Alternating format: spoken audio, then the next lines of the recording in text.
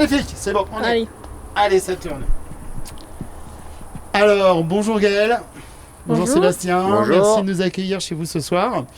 Si on est ici, c'est pour une raison qui est toute simple. Il y avait un challenge qui était quand même très ardu, on va dire, parce que 5000 mètres de dénivelé, c'est pas rien. Et ça, c'est vous qui allez nous expliquer. 5000 mètres de dénivelé en faisant quoi et sur quel challenge au juste? Alors, rebonjour. Alors, 5000 mètres de dénivelé, c'est en faisant la traversée de la Lozère, du point le plus au nord, le mont Mouchet, au point le plus au sud, le mont Égual, sur 174 km. Voilà. Pourquoi ce challenge? Comment est arrivée cette idée de faire ce challenge? Alors moi je suis ultra trailer qui court un peu dans toute la France et Oui. chaque année je me fais 1 à 2 grandes courses sur toute la France. Et cette année, vu un peu la crise sanitaire, il n'y avait pas de course vraiment d'organiser. Donc je me suis dit, l'idée m'est venue de dire pourquoi pas traverser mon département d'origine et montrer les paysages pour donner envie à d'autres trailers de venir découvrir notre joli département pour le développer avec le sport nature. Est-ce que le sport a toujours été une évidence pour toi? Alors non, le sport n'a pas été toujours une évidence pour moi. Je raconte des petites anecdotes. J'ai fait commencer le sport pour maigrir. Je faisais à 20 ans pas mal un peu la fête, on va dire, et voilà, et je faisais 80 kilos.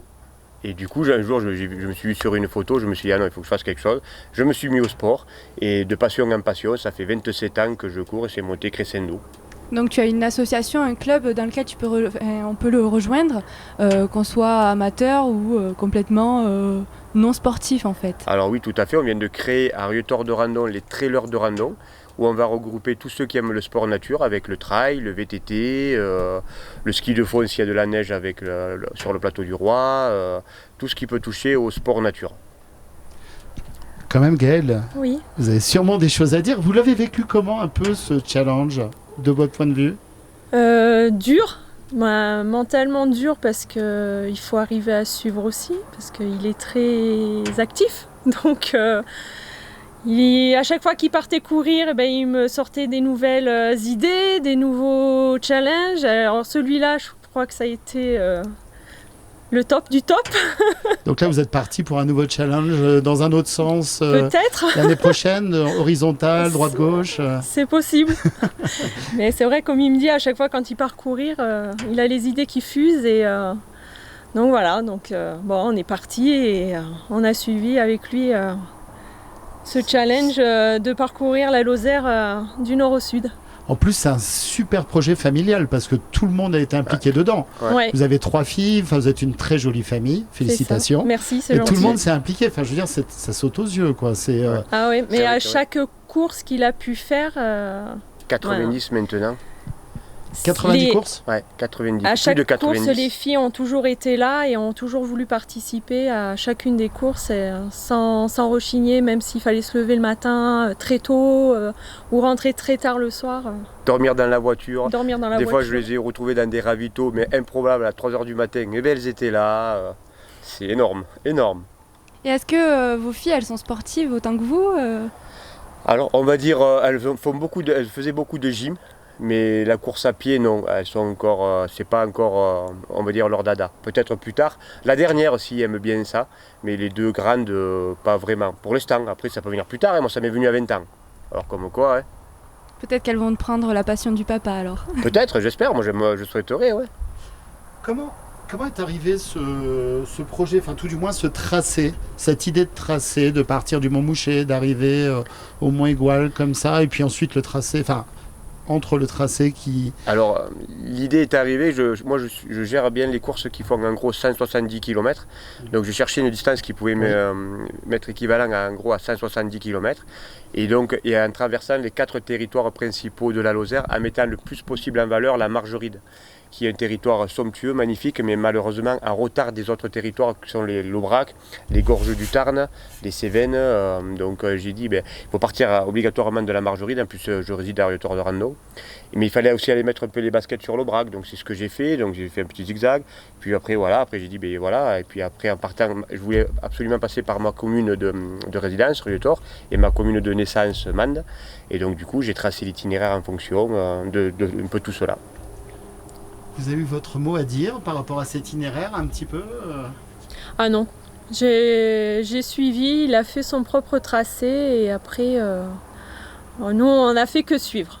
On n'a fait que suivre et gérer après, nous, tout ce qui était les à côté, les ravitaux, les choses comme ça. Mais sur le tracé, moi, je lui faisais entièrement confiance là-dessus.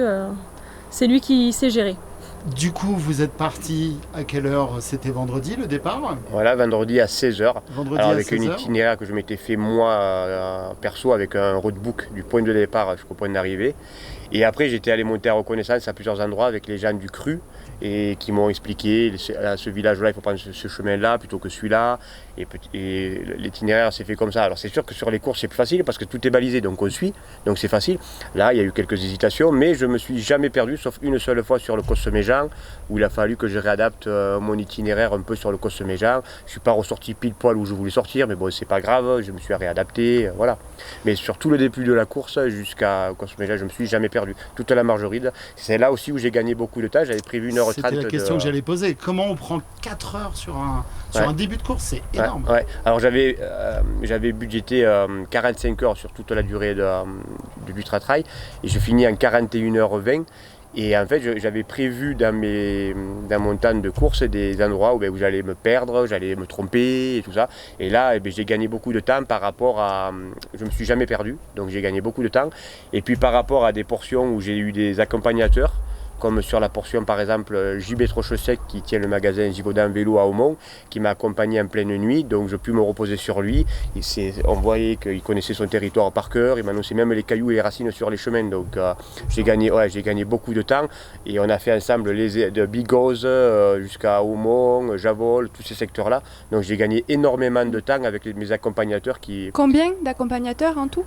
Alors il y a eu JB Trochesec, il y a eu Valérie Vialis, Michel Bonal, Brandon Mérigna, les trailers de Carmo, donc une bonne dizaine d'accompagnateurs qui m'ont bien aidé.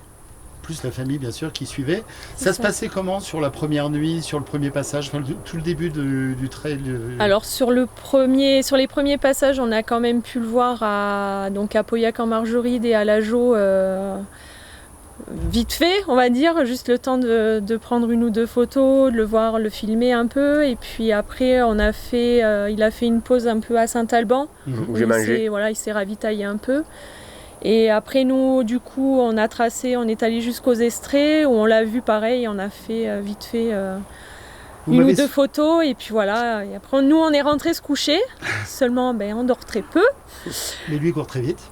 Voilà, donc voilà, on dort très très peu. J'ai dû dormir 2 heures à tout casser. Et, toujours fixé un peu sur le téléphone parce que du coup j'avais mis un tracker GPS. C'est ce que j'allais dire, j'allais souffler ça aux spectateurs. C'est que y a un système pour suivre les adolescents. Voilà, c'est ça. Moi, donc vous avez votre éternel adolescent à côté. En fait. C'est ça. C'est toujours voilà, le suit. Donc voilà, chercher un moyen de pouvoir quand même le suivre parce que en sachant qu'il était normalement tout seul au niveau des tracés de nuit et tout ça. Avant tout. Voilà. C'était au moins de savoir sur quelle portion il se trouvait pour au cas où. Vous aviez prédéterminé des points relais, enfin tout du moins des points de retrouvailles déjà à l'avance? Oui, tout à fait. On avait établi tout un roadbook avec des points de retrouvailles, mais qui ont été un peu faussés par rapport à mon avancée. Comme ici, j'avais par exemple mon voisin Bruno Bettini qui tient le bar Le Fortunio et VTT, ses locations de VTT électrique. Il m'avait mis son bar à disposition pour me faire un ravito personnalisé qui était prévu à Riotor à 8h, mais je suis arrivé à 4h du matin, donc on a changé les projets. Donc du coup j'ai fait mon ravito à la maison du coup. C'est pour ça que vous avez fait un crochet vers le lac Charpal et des choses comme ça? Non, c'était déjà planifié le lac. C'était déjà prévu à l'avance. Le lac est venu se greffer un peu après. C'est Michel Valette qui a voulu qu'on mette, qui est coordinateur du projet et qui m'a bien aidé aussi, bien secondé, qui a voulu qu'on passe par Charpal et l'idée est bonne parce que Charpal c'est un site somptueux. Donc vu que je passais à Fortunio, ça m'a pas rajouté beaucoup. Donc et vu que j'étais en avance, Charpal s'est imposé du coup. Donc voilà. Peux-tu nous dire comment se passent les pauses, comment elles se déroulent? J'ai vu qu'il y avait tes filles qui venaient t'aider, ta femme aussi qui t'appliquait des produits, etc. Donc Voilà, comment se passe une pause? Alors elles ont fait exactement comme on fait que les gens, les bénévoles qu'il y a sur les courses, quand on arrive sur un ravitaillement sur les courses, quand on arrive, ils demandent si on a besoin de quelque chose, ils nous aident à remplir nos gourdes, à nous servir. Elles ont fait exactement pareil, c'est-à-dire que moi je cours avec des gourdes sur le devant, j'ai juste à défaire mon truc, elles me rempli mes gourdes, savoir si j'avais besoin de remettre des barres énergétiques, si j'avais besoin de quelque chose dans mon sac, elles me le faisaient, donc j'ai gagné énormément de temps, même d'énergie, parce que le temps de défaire le sac, de le remettre. Donc je me suis complètement secondé derrière elle et moi j'avais rien à gérer, là je suis arrivé, elle me gérait le ravito. Par exemple, ma première pause était à Saint-Alban où j'ai pas mangé énormément, j'ai mangé 7 petites cuillères c'est précis, de purée de patates douces et un petit peu de riz avec du thon et bien sûr parce que moi je suis gourmand en pain, mon petit morceau de pain parce que moi je suis un pur lozérien et si j'ai pas mon pain je suis malheureux, donc voilà, j'ai mangé mon morceau de pain quand même, mais voilà, tout était prêt, voilà, j'ai pas perdu de temps. Et du coup, Gaël, vous aviez préparé des petits plats spécifiques parce qu'il m'a soufflé, parce qu'on s'est retrouvés quand même pendant le trail, que les bars spécialisés, on va dire, ça allait bien 2 minutes et que de temps en temps, c'était bien de manger un vrai petit repas consistant. Oui, alors du coup, il a préféré d'habitude, c'est souvent des pâtes ou du riz, des choses comme ça. Mais bon là, du coup, c'était plutôt purée de patates douces parce que sur vraiment les longues distances, il faut quelque chose qui s'avale vite et liquide, voilà, mais qui dure longtemps. Et qui soit le plus digeste possible. Et voilà, le plus digeste possible aussi, ouais. Donc voilà, éviter tout ce qui était un peu les patates ou les choses comme ça. Parce que je dis patates parce qu'il aime bien les patates. Et j'adore ça. Voilà. J'adore ça, ouais. Et du coup, il y avait les ravitaillements, les points de passage officiels entre vous. Mais vous avez aussi un accueil fantastique. J'ai cru comprendre que vous aviez des habitants qui vous ont proposé de l'eau, voire même un café ou des choses comme ça. Qui attendaient dans des villages, qui avaient lu un peu la presse et qui savaient que j'allais passer. Donc, qui me disaient « Ah, c'est vous le trailer qui traverse la Lozère, allez, bon courage, tu as besoin de quelque chose, allez, on te soutient. » Même à Balsiège, où j'ai eu un coup de moins bien, vraiment un coup de moins bien, et j'avais déjà vidé mes gourdes, pourtant j'avais rempli à amande en gourde, mais le temps de monter sur le cos et de redescendre, j'avais vidé mes gourdes. Et donc on s'est arrêté à une maison avec l'équipier qui était avec Brandon, qui était à ce moment-là, on s'est arrêté à une maison, on a pu remplir les gourdes, on est tombé sur un jeune couple sympathique qui se reconnaîtront, qui nous ont proposé de boire un café, donc on a bu le café, on est reparti. Donc ça a été, c'était vraiment bien, les gens, des gens bienveillants. Alors vous disiez qu'il y avait des moments avec un peu moins bien. Effectivement, ça peut arriver. Dans ce cas-là, comment on fait? C'est le mental? Qu'est-ce qui... Alors sur l'ultra trail, sur les longues distances comme ça, il y a toujours des moments où il va y avoir des moments de moins bien. Ça peut durer 1 heure, 2 heures, 3 heures, voire 4 heures. Donc ça, pour le gérer, c'est au mental puis à l'expérience. Il faut attendre, il faut ralentir son rythme, attendre. Il ne faut pas baisser les bras. Souvent, le corps après repart. Et c'est un moment de moins bien qu'il faut savoir gérer. Moi, je l'ai eu, le moment de moins bien, je l'ai eu sur mon secteur de Mende-Balsiège, où j'ai vraiment pas été bien. Et après, la montée du Choiseul s'est mieux passée. Et après, j'ai pas été bien sur le Sauveterre à Saint-Inimy, où là, ça a été vraiment la portion la plus dure. Et est-ce que tu as pu faire des petites siestes quand même pour te requinquer? Alors, normalement, en course, je dors pas. Ou alors des micro-siestes de 20 minutes. Mais vu que là, il n'y avait pas de dossard, il n'y avait pas de barrière horaire, il n'y avait pas de... Alors je me suis arrêté pour dormir à Saint-Inimy une toute petite heure. Et puis à Merveilles, 3 heures. Donc j'ai dormi plus que d'habitude. C'est à Saint-Inimy, si j'avais été en course, à Saint-Inimy, je me serais arrêté quand même dormir. Mais à Merveilles, les 3 heures, je les supprimé, je ne dormais pas. Mais vu que là, j'avais de l'avance, je me suis dit, allez, il n'y a rien qui m'impose vraiment. Je ne suis pas à 3 heures près, quoi. Il y a eu un petit passage il y a eu plein de passages mignons, j'imagine, mais l'arrivée délivrante sur Saint-Énimy, le côté où on plonge dans le Tarn, et là, le corps respire de nouveau, enfin, tout du moins se relâche probablement. Ah, je l'attendais depuis longtemps, parce qu'il a fait 34 degrés avant d'arriver jusqu'à Saint-Inimy. Donc depuis Balsiège, j'attendais que de me baigner dans le Tarn. Oh là là, la montée du Choiseul, on est monté à l'ombre, la montée, donc ça allait. Alors tout le Sauveterre et la descente de Saint-Inimy, j'attendais que ça. J'ai dit de me foutre en slip et d'aller direct dans le Tarn. C'était la récompense en fait. Mais ça m'a fait du bien, parce que derrière, après, j'ai pu me ravitailler, dormir donc 1 heure. Et après, j'ai pu faire une belle montée. Franchement, je me suis surpris moi-même. Je suis monté en 39 minutes pour arriver sur le plateau du Méja, je suis monté assez vite et je me suis surpris moi-même. 39 minutes il y a combien de dénivelé? Et bien, il a dû y avoir 600 mètres, donc je suis monté je suis monté très vite. Et en distance, ça fait quoi? Et bien, ça faisait pas beaucoup parce que c'est par un tout. J'ai repris le chemin de. zigzag, ouais. J'ai repris le chemin de Saint-Guilhem dès qu'on sort de Saint-Inimique, dans les maisons, on part à gauche et ça monte assez rapidement. Et donc on arrive déjà sur un petit plateau, j'ai mis 39 minutes et en 57 minutes j'étais carrément au premier village qui s'appelle Pernaz, je crois, un nom comme ça, au premier village du Cosméjean. Donc je suis monté et je me suis agréablement surpris. Je pense que c'est la baignade, l'eau du Tarn qui m'a bien revigoré. Donc du coup... Et du coup, Gaël, de votre côté, vous aviez soufflé que là vous alliez vraiment le suivre au plus près et dormir dans la voiture C'est vraiment ça. pour cette dernière nuit en fait, qui était la nuit qui avait précédé cette arrivée au Mont-Aigoual. Ouais. Ça s'est passé comment pour vous, à votre niveau, cette nuit? Alors du coup, nous on a attendu qu'il fasse son départ de Saint-Inimy. Donc après, on est parti avec les filles tranquillou pépère, comme on dit. On a pris la route et puis on est allé sur les points où ils devaient passer dans les villages. Puis arrivé dans certains villages, on a trouvé que ça faisait un peu... Voilà, on ne savait pas si on allait s'arrêter ou pas avec les filles, dormir dans ces villages-là. Et du coup, on a préféré, on est allé jusqu'à Merweis, où là, on s'est arrêté complètement. Alors, là, on va préciser pour les spectateurs. On l'avait un peu anticipé que le toutou allait probablement s'exprimer. Le toutou a un rôle très important aussi pour vous, parce que je crois qu'il a couru la nuit avec vous sur certains trajets. Ça s'est passé comment? Tout à fait. Alors, Mouchou, c'est un berger australien qui est âgé de 4 ans. C'est un chien qui est endurant et qui est fait pour courir. Donc c'est mon partenaire d'entraînement et je l'ai pris les nuits avec moi. Donc la journée il se reposait, il était pistonné lui. Et les nuits, il les a faites, toutes les 2 nuits, il les a faites avec moi. Et là, si vous l'appelez, il vient avec vous là tout de suite, Mouchou? Oui, je pense. Mouchou, pour que les spectateurs le voient, ce viens, petit toutou. Viens, Mouchou. Petit loulou, là. Viens, monte là, monte là.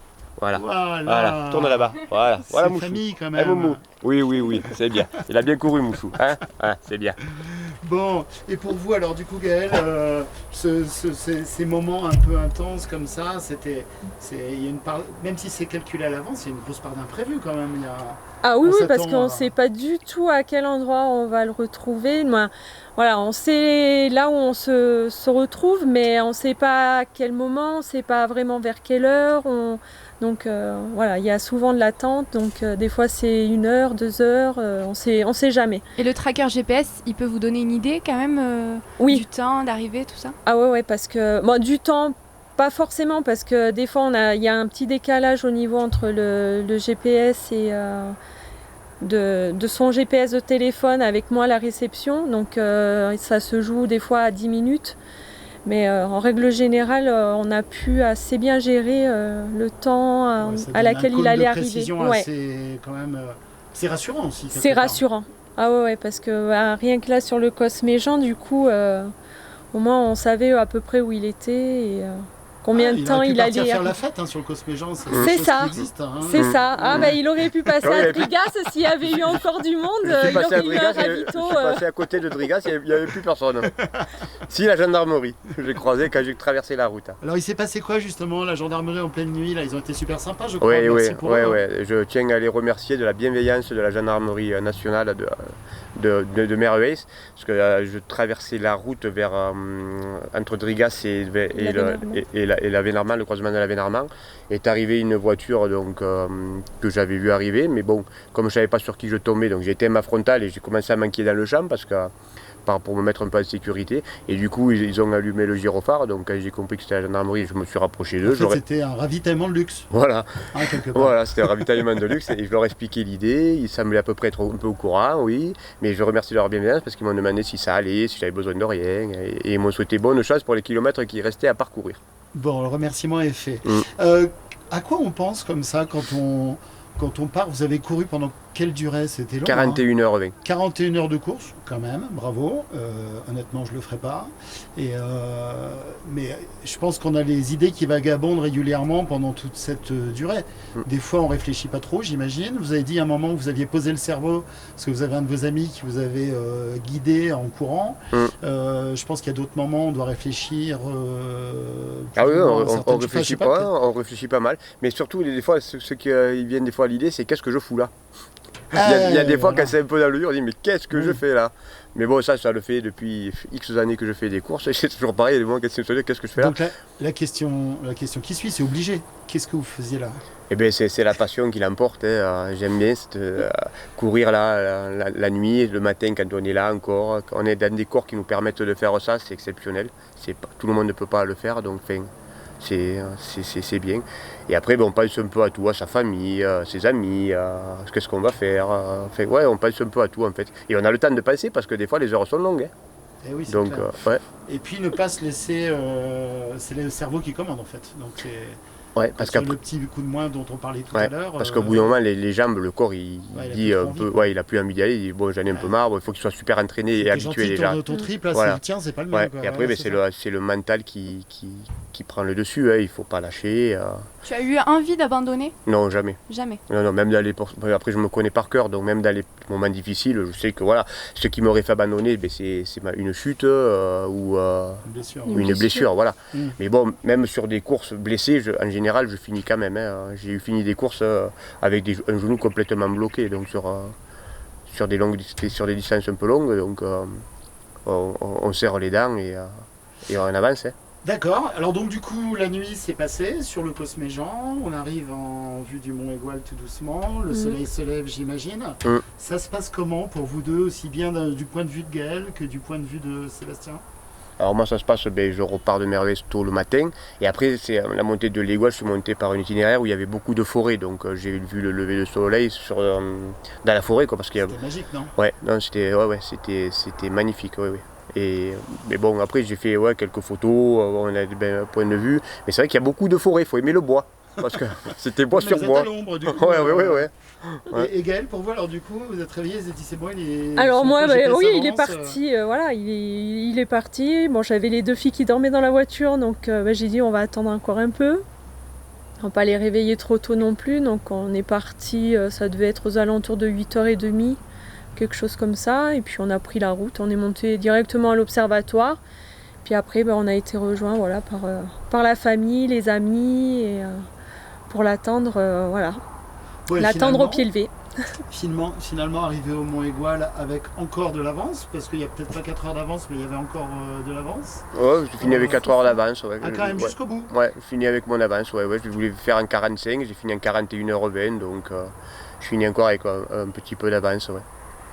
Bon, et du coup il se passe quoi? Là on arrive au Mont Aigoual, on fait la photo souvenir bien sûr, on fait des bisous j'imagine. C'est ça. Je suis très bisou, je suis désolé. Et du coup, c'est à un moment donné, c'est quoi? On remonte pas la voiture, on part pas tout de suite, on se pose un peu, on fait quoi? Oui, alors là on avait un comité d'accueil là où on avait un pot offert par la station de l'Aigoual et le département. Donc sympa. Ouais, c'était sympa, Puis comme elle le dit, il y avait la famille proche qui était là, des cousins qui sont venus aussi. Des amis, et puis on se dit, on est quand même fiers et on se dit ça c'est fait. Et Laurie, il en pense quoi? Qui pose les questions avec moi ce soir? Alors, est-ce qu'il y a eu des larmes à l'arrivée, de l'émotion? C'était quoi? Alors là, non, parce que les larmes, des fois, je les ai eues parce que je pense que quand on arrive un peu moins frais. Mais là, vu que j'avais pu un peu me poser à merveille, je suis arrivé assez frais. Même les derniers kilomètres, je les ai fait tout en courant à un rythme assez élevé. Donc non, les larmes non, mais voilà. Peut-être j'étais le seul compétiteur. Alors, pour une fois que je peux gagner une course, moi j'étais tout seul.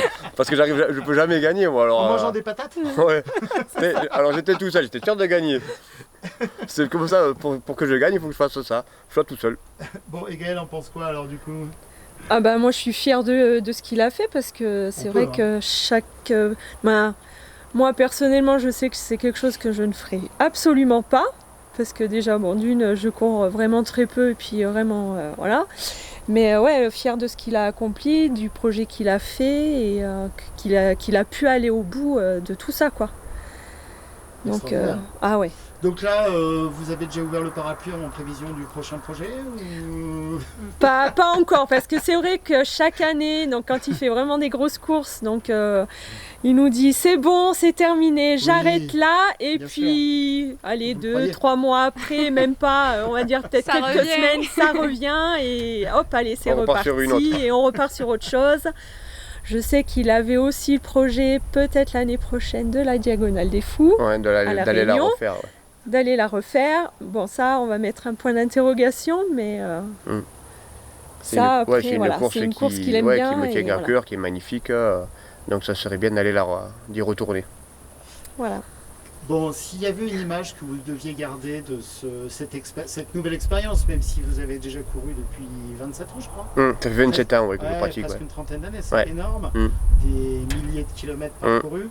Mais là, sur cette expérience-ci, s'il y avait un instantané, ça serait quoi? Le ravitaillement par ma femme et mes filles, qui a été énorme, quoi. Aussi bien chouchouté que par une organisation professionnelle, quoi. Je pouvais pas rêver mieux, quoi. J'étais pareil que si j'avais été en course avec des pros. Pareil, une assistance au top du top. Et qu'est-ce que vous espérez de cette course? Promouvoir le tourisme? Voilà, faire un petit film, faire un petit film et puis la passer à une trailer élite qui la partage un peu sur ses réseaux sociaux pour faire connaître un peu la Lozère autrement que par tout ce qui est déjà fait avec mes petits moyens, voilà, ma petite idée, voilà, et essayer de promouvoir le département avec le sport nature. Je pense que c'est notre ADN ici, c'est notre ADN. Ah bah, vous l'avez dit, hein, je vous avais posé la question pendant le trail, je vous ai dit est-ce que la Lozère tient ses promesses? Effectivement, je crois que la Lozère, on est dans un cadre, dans un écrin.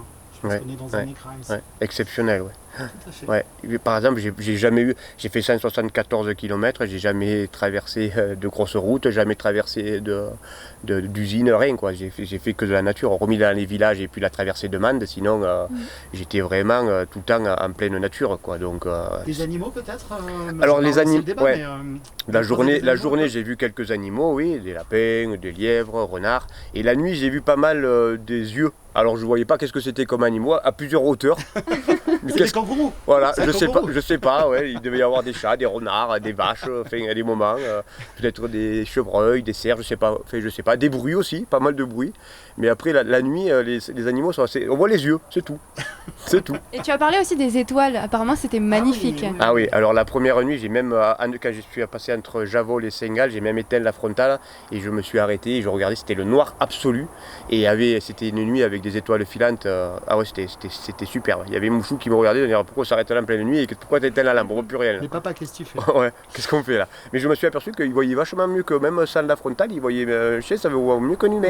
Oui, je peux suivre votre avis. J'ai 3 chiens aussi il me semble qu'ils voient bien mieux que nous dans le noir. Je ne sais pas si Laurie avait une petite dernière question, mais j'en ai une toute dernière, une ultime.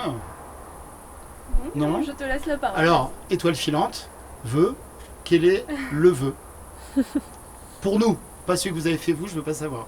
Mais quel vœu vous aimeriez évoquer ici par rapport à vos projets sportifs? Eh bien, que le corps suive et puis que je puisse continuer à faire ce que je fais, quoi, parce que j'adore ça. Mais après, il faut que le corps suive, quoi, parce que c'est compliqué. C'est comme il y en a qui me disaient, ils pensaient que vous allez le faire en 15 jours, il y en a qui pensaient que c'était en vélo, donc non, c'est à pied. Donc c'est un sport qui est très très compliqué à faire. Bah écoutez, moi je vais juste vous dire une chose à vous deux et à vos 3 filles. Vous nous avez fait rêver, tout simplement. Ben merci, c'est sympa. Merci. Et félicitations, on est puis, vraiment super fiers. Si ça peut donner l'idée à d'autres de le faire aussi, j'ai la trace. Alors la trace sur mon ordinateur au poignet, là, je la garderai pour moi parce qu'il y a tous mes capteurs de puissance et tout. Mais si des gens veulent l'itinéraire en message privé, je pourrais leur donner l'itinéraire, il n'y a pas de souci. Ça peut se faire même sur plusieurs jours, en randonnée, parce qu'on traverse des villages comme Rietor, Aumont, Saint-Alban, Mende, Saint-Inimy, où on peut dormir. Donc c'est un itinéraire qu'on peut faire en randonnée sur 4-5 jours, voire plus. Voilà, ça peut faire. On reprend des fois des itinéraires connus, des fois il n'y aura pas d'itinéraire. Voilà, à inventer aussi un peu de traces. Donc voilà, après. Mais ça peut se faire en VTT aussi, il n'y a pas de. On l'avait dit qu'il parlait beaucoup. Ouais. Donc Gaël, c'est pour Gaël le mot de la fin, il n'a plus le droit de parler, Seb. Le mot de la fin pour Gaël alors. Eh bien, moi, je lui souhaite de continuer comme il fait. Et voilà, ça fait. Là, cette année, on fêtait en plus le 12 août nos 20 ans de mariage. Ah bah. Voilà. Donc, il a fait ça sur une belle étape. Donc, ça devait être fait autrement, d'être en voyage, mais finalement, le voyage, il s'est fait. Voilà, il s'est fait voyage, sur les 174 km. Ouais, on remettra ça. Bon, on envoie les étoiles filantes. Merci beaucoup. Merci à toi aussi pour ton professionnalisme et ton attention et ta bienveillance. Et merci à Laurie qui nous a accompagnés. Et Laurie aussi. Merci Laurie. Et oui. Merci à tous les beaucoup. deux. À Merci bientôt. bien.